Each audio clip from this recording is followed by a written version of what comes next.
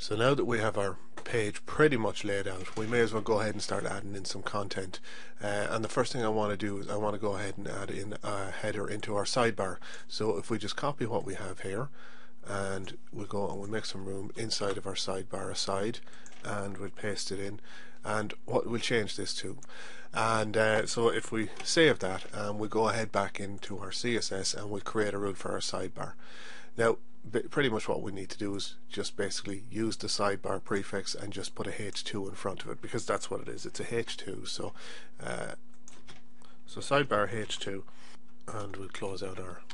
So we'll stay consistent with the rest of our theme, and the first parameter that I've given it here, or the first CSS rule I've given it, is the color, and that's the orange color. That's the same as our heading 1. The next thing I've done is I've added 3% of margin to the top of the header, just to pull it down flush with the same height as the header in the other side. I've given it a margin bottom of 9%, just to kind of, you'll see afterwards once we get our content in our left hand side as well, that I want the two to match and to be at the same height. And then I've just aligned it to the center. So if we save that, and we'll go back and we'll save our index.php as well, and we put them to the server, and if we refresh the page, there's our sidebar. So the next thing we want to do is we want to add some content into our left hand side. So let's go back into Dreamweaver again, and over in our article here, we want to add in, underneath the header, we want to add in a new tag, and this is going to be content. Now previous to this we would have had basically pretty much what you see here, div with a class of content, but there's actual content tags now. These are new in HTML5. So and as you can see, they're pretty much structural tags, even though a lot of them would have been the ones that we would have used previously. You would have done with, say, a div with a class of header, or a div with a class of nav, or a div with a class of article, or whatever. And what they've done is they've standardized these, but I think what they've helped to do as well with them is they've helped to add structure to the page. And I think it probably makes it a little bit easier for search engines to read what's what now, because if you use something contained within a header, the search engine knows it's a header. This is your content, this is your nav. So you know, that's just my reading on it. I could be totally wrong in that, but I'd say I'm pretty close to the mark on it. But again, it makes it pretty standard.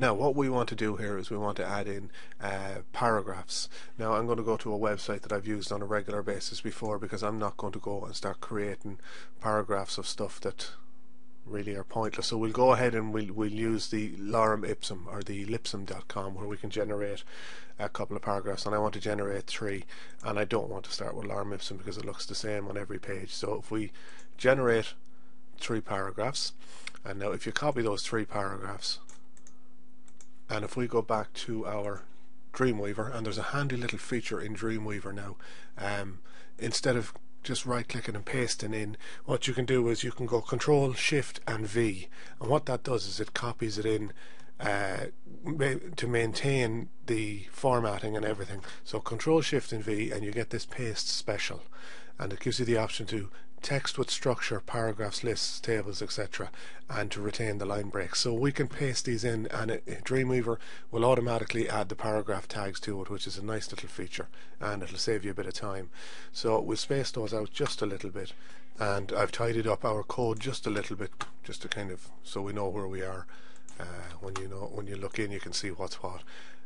So if we go ahead and we go to our style sheet now, we want to create our rule for our content, our paragraph that's within our content div.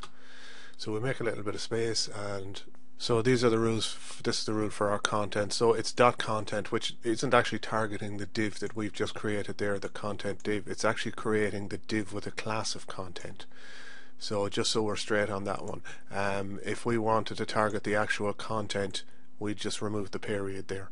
But I want this to be specific to the paragraph, the main paragraph, because we may change that feature down the line, so at least we know that the paragraph content in that is going to be different.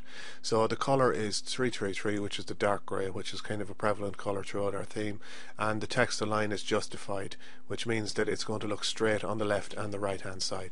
So if we save all of that, and we put both of those files to the server, and we go and we'll back to our page and refresh, and you can see that our text is nicely lined up on the right and the left hand side, and it's a grey colour, and our sidebar is looking nice and clean as well. And just one thing that I did do that I forgot to mention, you can see that we have a height here in our sidebar of 400 pixels. We actually had a height here as well in our left content of 400 pixels, but I removed that, and I'll show you what happens if I put it back in.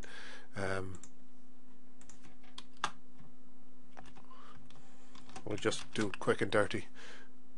So if I go back to the site and refresh again now, you can see that it's not sitting right, because our left content is a height of 400, everything else is passing over it. So that's why I removed that, so we let the content determine the height. As I said, that was just a temporary thing that we put in just to kind of give you an idea of what the structure or what the layout was. So that's how it looks as of now. So again, if we put it back up and show you what it should look like, that's what it should look like, and there's plenty of padding underneath the paragraph text as well.